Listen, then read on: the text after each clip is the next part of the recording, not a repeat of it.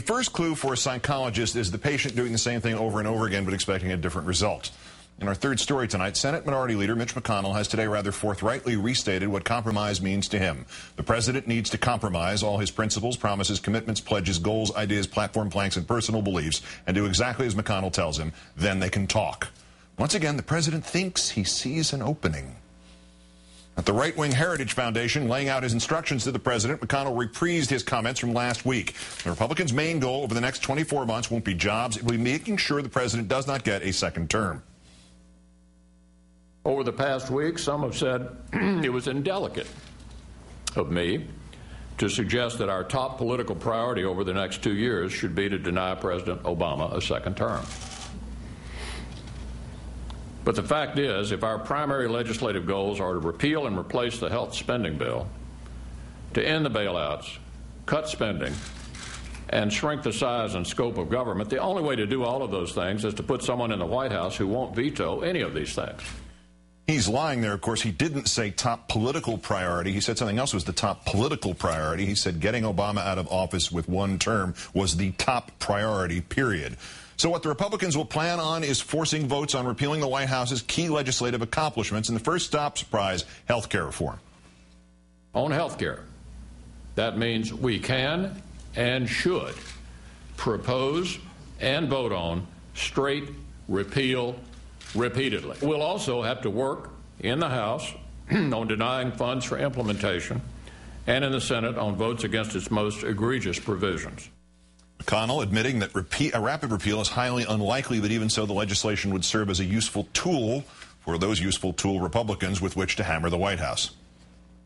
We may not win every vote against targeted provisions, but we can compel the administration officials to attempt to defend this indefensible health spending bill and other costly government-driven measures. Incidentally, the CBO finds that repealing health care would add another $140 billion to the deficit, which undermines McConnell's assertion that Republicans are actually serious about reducing the deficit. At the same time, the minority leader attempted to inoculate his party from any responsibility in their continued obstructionism and then gave the White House another ultimatum.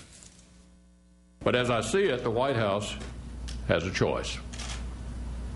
They can change course, or they can double down on a vision of government that the American people have roundly rejected. If the administration wants cooperation, it will have to begin to move in our direction. Across town, the president, of course, extending a White House invitation to the Democratic and Republican leadership in Congress, hoping yet again for bipartisanship. This is going to be a meeting in which I want us to talk substantively about how we can move the American people's agenda forward. It's not just going to be a photo op.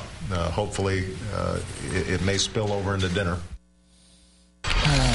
Joining me now, MSNBC political analyst and the senior political editor of the Huffington Post, Howard Feynman. Howard, good evening.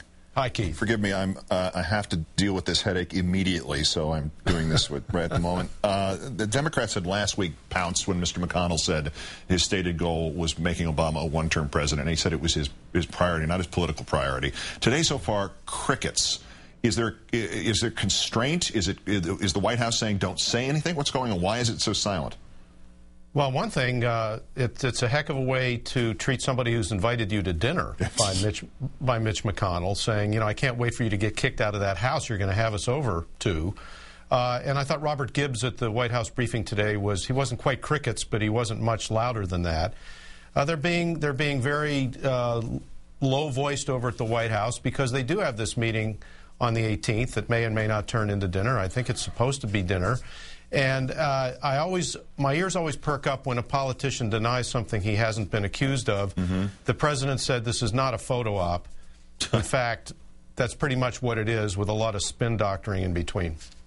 What will it take for the president to say, you know, even if we're going to have dinner, and even if it's going to be a really good dinner, because the best restaurant in Washington is clearly in the White House, but, I mean, to just say, look, this moral high ground that I want to maintain at all times about being the one willing to compromise, it hasn't gotten me a lick of spit in nearly 2 years. Mm-hmm. I'm not going to do this anymore. Is that possible in either of our lifetimes?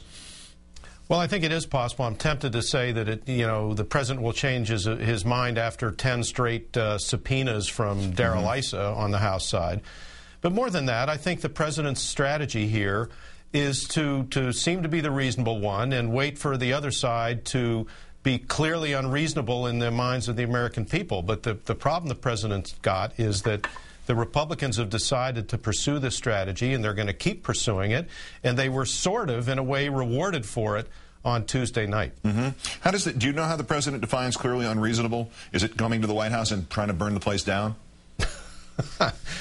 Well, I think he's in a situation here where Mitch McConnell, from the very beginning, even before the president was inaugurated, made it clear what his goal was, which is to make him a one-term president. Mitch McConnell was firmed up in that view of how to operate by the speeches that he gave against closing Guantanamo. It seems like a small footnote, but having covered him for a long time, he went out there early in the administration and gave like 20, 30 speeches about Guantanamo.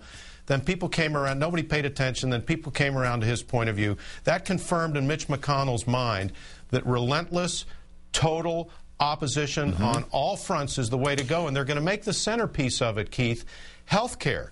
Because by agitating against the health care law, it takes up space. It gives the Republicans a sort of philosophical argument with which to talk to the Tea Party.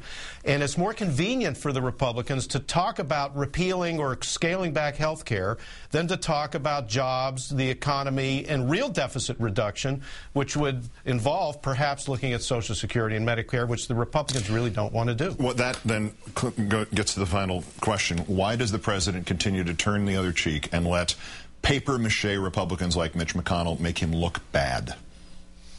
I don't have an answer to that, other than in rereading the history of the Clinton years, I think Barack Obama, and he was reading Taylor Branch's book, and it was perhaps come to the viewpoint that the Republicans overplayed their hand, that Newt Gingrich behaved like the guy who was in charge, and by surrendering the stage to Newt Gingrich, Bill Clinton ultimately, after a year of very clever politics, prospered. There are two problems with that. First of all, the Republicans are reading the same history, and they're trying to be very careful not to stride on the stage and say, we're going to fix the economy, we're going to get you all a job, et cetera, et cetera. They're focusing on still being antagonistic on health care. And also, I'm not convinced that Barack Obama has the political chops that Bill Clinton had. Plus, when they let him back on the stage, they then impeached Mr. Clinton.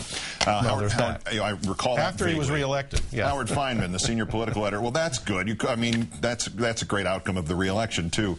Howard Fineman, senior political editor of the Huffington Post. Thanks for being with us tonight. I'm sorry if I yelled at you. It's not your fault. That's okay.